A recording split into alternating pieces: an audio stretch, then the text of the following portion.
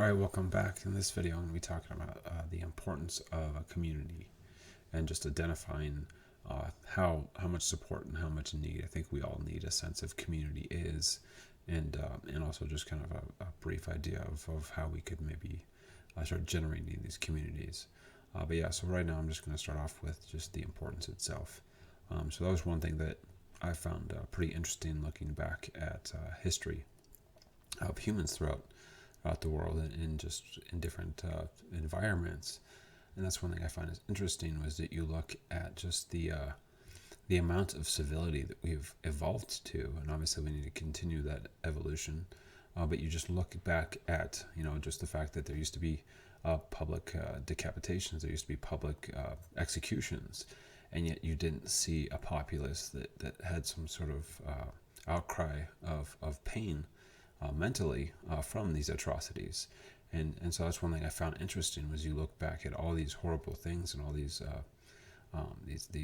immensely painful things that humans have had to go through, and yet you see a very strong response to it. And that's one thing that just interests me was how could we go through worse things in the past and have a much stronger mentality. And I think a big part of that was a sense of community, a sense of going through something together rather than alone. That's just one thing that I kind of talked about with my own pain was that I feel like traumatic pain alienates us because we're surrounded by people that most people don't know what we're going through, and so that just has a tendency of silencing us. And then there's certain points where after the silence goes on so long, where our emotions and our pain just kind of comes out involuntarily, and it really just it's just something where that's one thing I've struggled with myself is trying to find a community I can be part of to heal my pain and to help heal other people's pain. And it's tough too because even knowing that there's a community out there, there is a certain sense of fear of the unknown to where we don't necessarily want to reach out. Which again, that's a big part of why I wanted to create this channel was that personally I think that we would do a lot better voicing our pain and finding strength to voice our pain if we had anonymity, if people didn't know who we were per se, if we weren't face to face. I mean, I'd much rather talk to somebody face to face, but I do see that attraction of communicating our pain away from people and in a position where we're not feeling judged.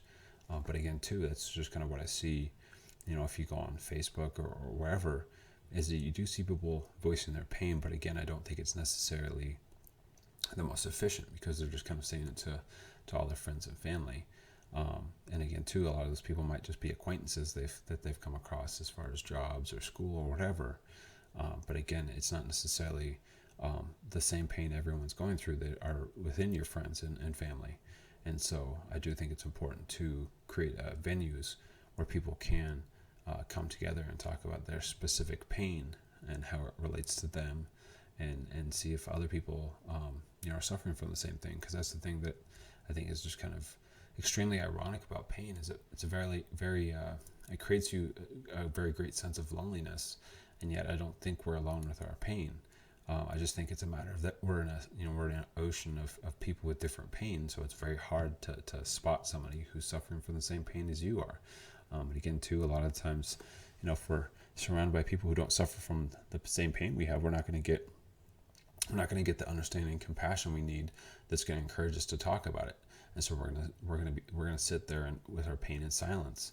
And then other people who are coming across us might be suffering from the same pain, and we might be able to benefit each other, but we won't necessarily come across each other or talk about our pain because we've had those handful of experiences where people didn't really care about our pain, and so that silences us. And so, like I said, I think it's really important for us to be able to create communities, and again too, just because of just with the uncertainty of let's say society as far as us going out and having a social life. It's very restricted right now with everything going on with the pandemic and so forth. And so again, I think that also too, there's just the fact that we're all kind of shifting throughout the United States. We're all shifting from city to city and state to state.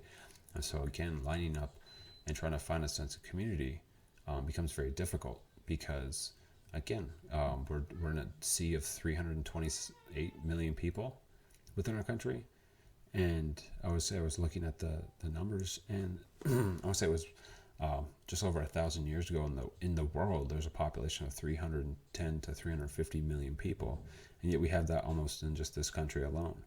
And so it's important to be able to find each other, but I think the biggest question is how. And a lot of us don't have an answer for that. And so we just kind of accept the fact that we're going to be alone with our pain. And so, I just think of, again, just the huge things that we've gotten through. And again, it was communities that got through this. When you think about the Revolutionary War and overthrowing a tyrannical government, and that just the fear that the people in this country must have had, because they knew that the power was the British throne, and yet they knew that the importance of freedom. And then again, too, you fast forward and you get to slavery and the Civil War, and again, just the immense fear of questioning and challenging, an authority like that would have just been overwhelming. And yet, you just look at the fact that they did it. And so you just, like I said, I just wondered how in the world could people get through such a challenging, almost it looked endless hell. You just think of the hundreds of years of slavery, and how in the world could somebody keep going with any type of hope. And one thing I could find in correlation was a sense of community, a sense of suffering together. And I think that's something that we all long for, because like I said, we all suffer, but I do think we suffer in different manners and different sources. And so it's important for us to line up and find people who suffer from the same pain, so that we can find strength from their own testimonies and their own experiences, and give our own testimonies and our own experiences to give them strength. And there's just a sense that we're in it together, that really, again, sheds the weight down to where it's not so heavy. That was, the benefit I got from being a twin, was that I didn't feel like any of my challenges I was facing, I didn't feel like I was facing them alone, as long as I had my twin, and he was my community. And so when I lost that, it really, really just burdened me. It really made me fearful of all the challenges I had to face, because I felt like I was facing them alone. And so again, that's one thing I'm finding, is that it's important for me to try to find a sense of community with all the pain I'm going through. And again, too, that's one thing I've realized, was that the stronger I am, the stronger I feel that my community is. I feel like the more strength that we can give. Again, that's one of the things we're looking at within our society is how do we change? And I feel like a lot of that does come back to, in order for us to have a very strong nation, a united nation, what we first need to do is heal individuals. And as we heal individuals, and we all get better within ourselves and within our pain, and we start healing our pain, become stronger, then we can be contributions to our community. And then once we become contributions to our community, we can be be contributions to the country. But it really comes down to us individually becoming stronger and us individually healing. And then once more and more of us are healed, more and more of us can carry the burden of life. But I think that's really where it starts, is just us becoming more self-aware of our own pain, so that we become stronger people. And in doing so, we're going to create stronger communities and a stronger country. Yes, I hope that we can start that progress. I do think it's there.